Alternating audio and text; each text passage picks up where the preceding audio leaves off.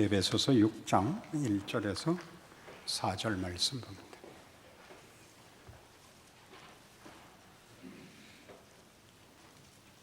자녀들아, 주 안에서 너희 부모에게 순종하라. 이것이 옳으니라. 네 아버지 어머니를 공경하라. 이것은 약속이 있는 첫 계명이니 이로써 네가 잘되고 땅에서 장수하리라. 또 아비들아, 너희 자녀를 노엽게 하지 말고 오직 주의 교훈과 훈계로 양육하라. 부모와 자식의 관계를 다루고 있는데 이 일은 전부 우리 에베소서 1장에 나왔던 결론같이 예수 안에서 우리를 하나님의 영광의 찬송이 되게 하시는 하나님의 신비한 방법, 하나님이 우리를 그의 영광의 찬송이 되게 만드시는 능력이라고 전제하여 소개되는 것입니다. 우리 기독교 신앙을 가지는 가운데 제일 어려운 부분이 무엇이냐 하면 그것 자체로 가치가 되어 명분이 되는 것입니다.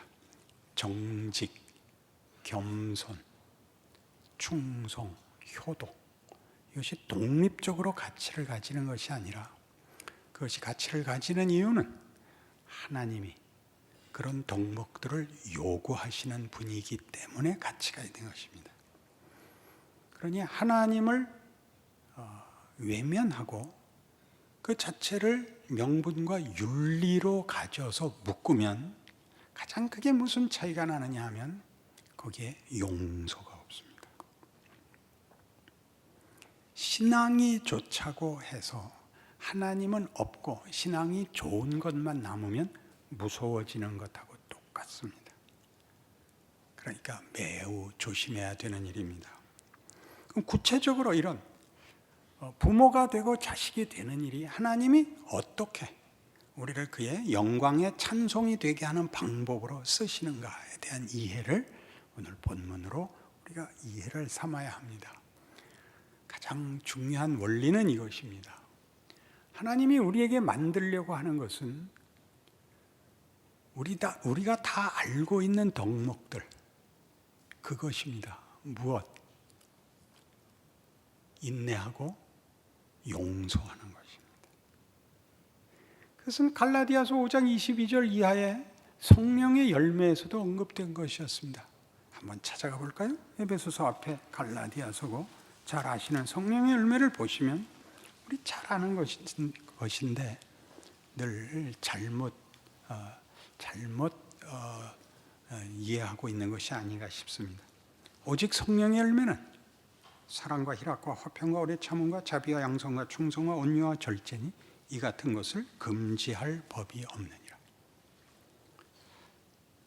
오늘 우리의 주제, 부모와 자식의 관계에서 가장 중요한 그 특징을 이 속에 있는 덕목들로 확인하셔야 되는데, 부모가 된다는 것은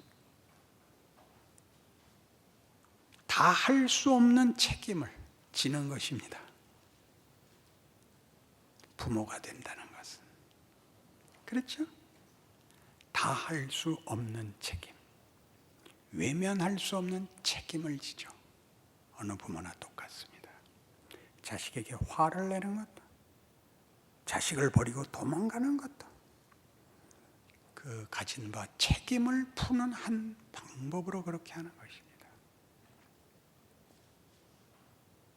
차마 놔두고 가지 못하며 내쫓지 못하는 것이 대다수의 현실이고 보편적인 형편이듯이 하나님이 그 속에서 우리에게 무엇을 만드시느냐도 우리 여기 오늘 성령의 열매 중에 중요한 것, 인내와 용서입니다. 오늘 하루 구천 타고 끊어버리겠습니까? 마음에 들지 않는다고 패버리겠습니까? 그럴 수는 없는 것입니다. 차마 그럴 수 없죠. 부모된 현실입니다. 그 현실은 보이는 현실일 뿐만 아니라 부모가 되는 것이 가지는 속성입니다. 어떻게 젖먹이는 어미가 그 아이를 잊겠느냐? 그렇습니다. 그건 할 수 없습니다. 그러니까 그 속에서 만드는 것이야말로 우리가 보통 바라는 희소 가치를 가지는 덕목들과 구별되어야 합니다. 잘나고 우위에 서고 능력을 가지고 해결사가 되는 것들이 하나님이 요구하는 보편적 덕목들이 아니라 이런 우리가 마음에 들어하지 않는 아무것도 아닌 것에 하나님이 모두를 위한 예수 그리스도가 그리하셨듯이 우리가 구하지 않을 때, 알지 못할 때 오셔서 구원을 이루신 것처럼 우리의 인류의 모든 정황에 붙들어 맨 하나님의 한없이 넓은 보편적 은혜요 능력인 것입니다. 인내란 뭐죠? 자기의 책임을 포기하지 않는 것입니다. 용서란 뭐죠? 상대를 포기하지 않는 것입니다. 아무래도 좋다고 말하는 건 말이 그럴 뿐인 것입니다.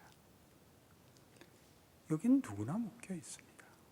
이 훌륭한 일을 평생에 걸쳐서 합니다. 대학만 보내면 다인 줄 알았죠? 시집 장가만 보내면 다인 줄 알았죠? 그런 말씀 마세요. 우린 부모의 입장에 이제 섰으니까, 조부모의 입장까지 왔으니까 현실을 알잖아요. 이게 뭘 하는 거라고요? 하나님이 우리에게 하나님의 영광이 되게 하시는 내용을 채우시는 방법이요. 필수적인 과정이래요. 그러니 그걸 위대하게 알지 못하시면 다른 것에 늘 시선을 뺏기고 자신의 위대함을, 자신의 삶의 신비를 모르게 되죠. 예수를 믿는 사람들이 가져야 하는 가장 큰 사실 특징은 감사여야 합니다. 모든 것이 하나님 손에 있고 하나님은 자비하시며 우리를 사랑하시고 전능하신 분이라는 사실 위에서 모든 것을 긍정적으로 수용하셔야 됩니다. 그러나 대부분의 신앙인은 그렇지 않습니다. 왜요? 믿음이 없어서. 말은 쉽죠. 믿음이 없어서가 아니라 세상이 자꾸 속입니다. 네가 잘못해서 어렵다고. 더 잘하면 됐을 텐데. 라고 세상이 자꾸 시험을 합니다. 위협을 하죠. 그래서 많은 시간들을 감사하고 늠름하게 사는 것이 아니라 세상의 시험과 협박에 시달리느라고 초조하고 분노하며 지나갑니다. 그게 손해입니다. 그게 손해입니다. 예전에 참 부흥기 때 있었던 그 은혜에 관한 설교 중에 기억에 남는 예화가 있습니다. 옛날에 차 드물던 시절에 시골길을 어느 차가 지나가는데 보니까 어떤 분이 많은 짐을 지고 가고 있더랍니다. 그래서 차를 세워서 아저씨 타십시오. 어디까지? 읍내까지 가시는 거면 태워드리겠습니다. 예, 읍내까지 태워주시면 고맙겠습니다. 그래서 태우고 한참 가다 보니까 짐을 계속 지고 있더랍니다. 그래서 아니 짐은 내려놓으시지 왜 메고 계시고? 제가 얻어 타는 것도 죄송한데 어떻게 짐까지? 그렇죠? 그런 간단한 속임수에 속았죠. 그런 간단한 속임수, 그 무지함, 자기는 맡기고 짐은 진. 예수는 믿었지만 자식 기르고 우리 인생 사는 것은 자기가 책임져야 되는 아주 간단한 문제에서 속아서 사실은 정리를 못해서 우리는 늘 목숨을 걸고 아이들을 키우고 목숨을 걸고 싸웠습니다. 그 정성을 우리가 포기하자는 얘기가 아니라 넉넉함 속에서 했어야 옳은 것입니다. 그 넉넉함을 가지는 것, 그걸 매일 다시 확인하는 것, 그게 현실이지요. 마태복음 18장에 가시면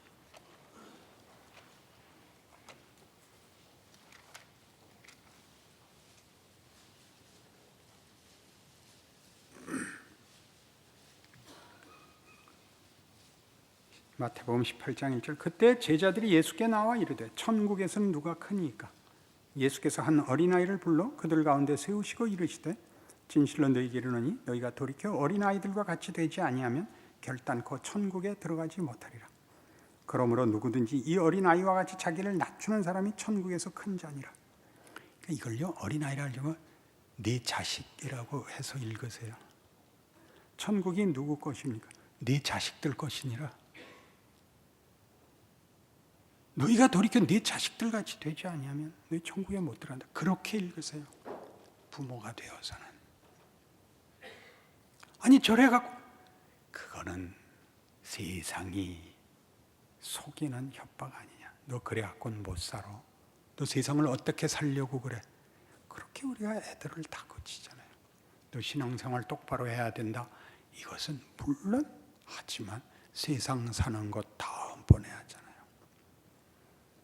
신앙생활 열심히 해서 좋은 대학 가라잖아요. 그러면 안 돼요. 넌 신앙생활 잘하고 대학 가지 마라? 그래야 돼요. 정말? 그러니까 잘 생각해 보세요. 자식들이 여러 번 보고 크는데 어떡하실래요? 복음서의 기록이 뭔데요? 예수님은 뭐라고 말씀하셨고 그 경우에 어떻게 대응하셨는가? 속으셨고 배신당하셨고 붙잡혀 가시고 죽으십니다. 아 여러분 모든 걸 내려놓고 최악의 경우로 가자. 그런 얘기 아닙니다.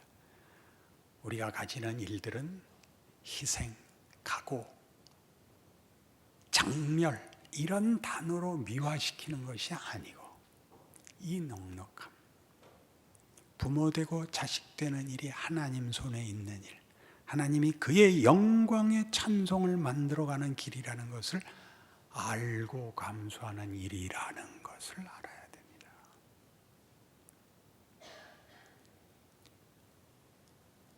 다 자기 자식은 기르기 어렵습니다. 서로 누구 쪽 유전자를 받았는가 늘 싸우잖아요.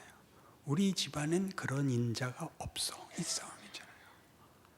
그런 식의 우리의 표현들이야말로 사실은 애들이 제일 깊이 뇌리에 박히는 기억이 됩니다. 우리가 생각 없이 하는 말들이 전부 세상에 속한 얘기들을 자식들에게 하고 이 넉넉함을 보여준 적은 지극히 드뭅니다. 자식 기를 때 잘못한 것 꼬집고 엄하게 키워야 맞습니다. 그러나 그 엄한 것 말고 그럴 필요가 없을 때 꼭 이 말을 하셔야죠. 네가 내 자식으로 태어나서 난 참 좋다. 때릴 때 하지 마시고 멀쩡할 때 그걸 하셔야죠. 그래서 그게 더 큰 틀이고 그 안에서 사랑의 매가 있어야지. 사랑은 없고 매만 있는데 누가 그걸 넉넉하게 감수하고 어린 시절을 보내겠습니까? 지금은 물론 많이 좋아진 줄로 압니다만 제가 클 때는 온통 세상이 어딜 가나 폭력뿐이었습니다. 선생님들이 학생 때리는 건 당연한 일이었고 맞고 오면 너 이건 뭐야? 오늘 선생님한테 매 맞았어요. 그러면 학교에 왜 왔는데요? 더 때려주세요. 그렇게 왔어요. 집에 가도 맞고 학교에 가도 맞고 동네에 놀러 나가도 맞고 맞는 건 당연한 일이었습니다. 길 잘못 건널목 잘못 건넜다고 교통순경한테 뺨도 맞았습니다. 중인 환시리에 당연한 일이었습니다. 어른이 아이 때리는 것은. 어떻게 부모 노릇을 해야 되는지 몰랐죠. 잘하려고 그런 것입니다. 그것은 세상이 아는 길이 아니고 예수 믿는 자들만이 아는 길입니다. 예수를 믿는 것이 가정에서 자식에게 보여질 수 없다면 우리는 아무 데서도 신앙행위를 할 수가 없습니다. 억지로 가정 예배 보고 밤 기도하면 되는 게 아닙니다. 그렇게 쉽게 넘어가려고 그러지 마십시오. 밥 먹을 때 밥 한 숟갈 덮어주고 내가 먹고 싶은 밥 한 숟갈 참고 넣어주는 거니까 먹고 성공해라. 그렇게 얘기하는 거하고 똑같습니다. 원래 풀 때부터 많이 푸지. 똑같이 퍼놓고 한 숟가락은 주고 생색을 내셔. 그렇게 차원 낮게는 사랑이 안 담깁니다. 사랑을 담으려면 겹겹이 쌓인 누적된 컨텍스트가 있어야 되는 겁니다. 그리 생각해 보십시오.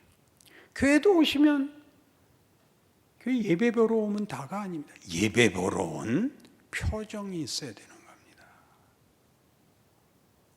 세상이 가하는 위협을 뚫고 묶인 쇠사슬을 끌고 무거운 걸음걸이로 늠름하게 들어온 얼굴을 해야죠.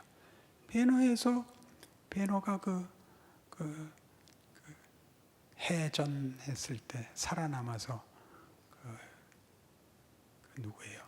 사령관 구하고 늠름하게 그러죠. 이봐 사령관, 너는 이제부터 내 죄수야. 네 맘대로 못 죽어. 하던 그 늠름한 얼굴 아세요? 누더기 걸치고. 베너를 봤어야 알지. 봤으면 뭐하나? 전차경제에서 몇 살나 죽은 거밖에 모르는데. 여러분의 삶의 현장을 신앙으로 채우는 무엇이 자식에게 나타날 수 없으면, 부모에게서 볼 수 없으면 어디서 하실 거예요? 교회 와서 하지 못하면 어디서 할 거예요? 교회는요, 출석하면 다가 아니에요. 책임이 있는 거예요. 오시면 잘 하셔야 돼요. 봉사하세요. 봉사할 시간이 안 되면요, 고마워하세요. 안내위원 쳐다볼 때요, 째려보지 마세요. 이런 것들이 우리가 누리고 같은 교회에서 같은 신앙생활하면서 만나서 반갑지 않다면 그럼 손해지요. 손해지요. 먼저 인사하면 나도 인사하려고 먼저 하셔야죠. 그게 실력이죠. 그게 명예죠. 그게 잘난 것입니다. 큰 거 다른 거 하지 마세요. 할 수 있는 것을 하세요. 지금 여러분이 서 있는 자리에서 여러분의 배역을 하세요. 카메라가 당신한테 향하고 있잖아요. 대사를 하세요. 대사를. 자식한테 하세요. 매일 보잖아요. 농담으로라도 왼수라 그러지 마세요. 넌 왜 태어났냐거나 넌 누굴 닮았냐, 그런 말 하지 마세요.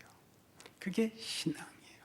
하고 싶으면 참고 제 방에 와서 저한테 하세요. 로마서 5장에 가면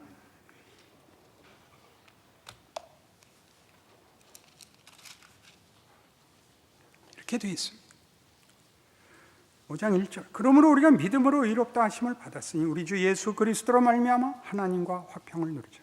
또한 그로 말미암아 우리가 믿음으로 서 있는 이 은혜에 들어감을 얻었으며 하나님의 영광을 바라고 즐거워하느니라. 다만 이뿐 아니라 우리가 환난 중에도 즐거워하나니 이는 환난은 인내를, 인내는 연단을, 연단은 소망을 이루는 줄 알미로다.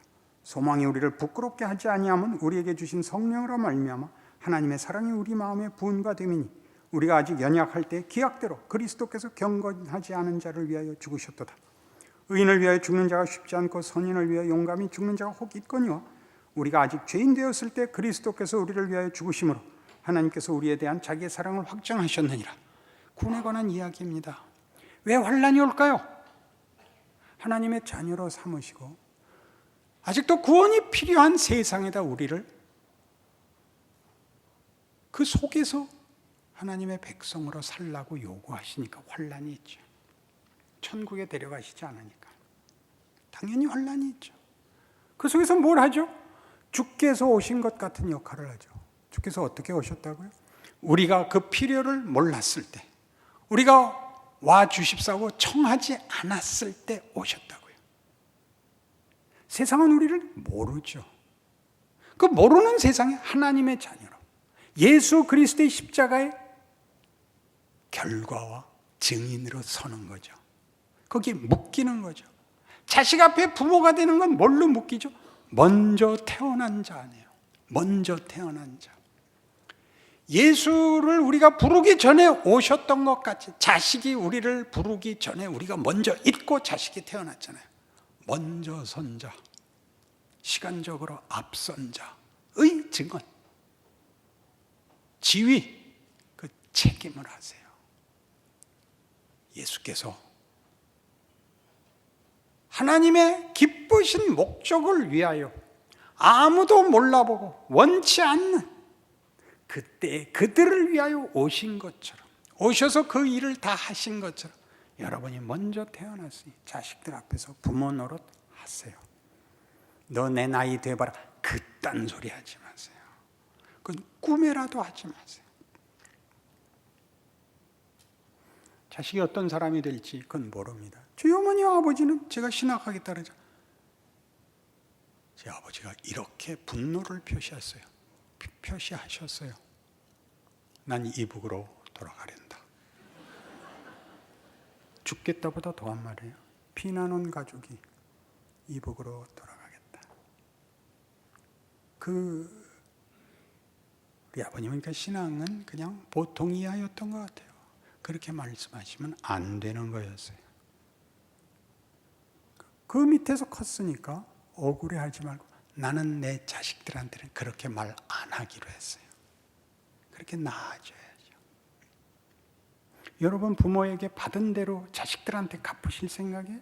그러시면 안 되죠. 한 걸음 더 나가셔야죠. 무슨 덕목을 가지시라고요?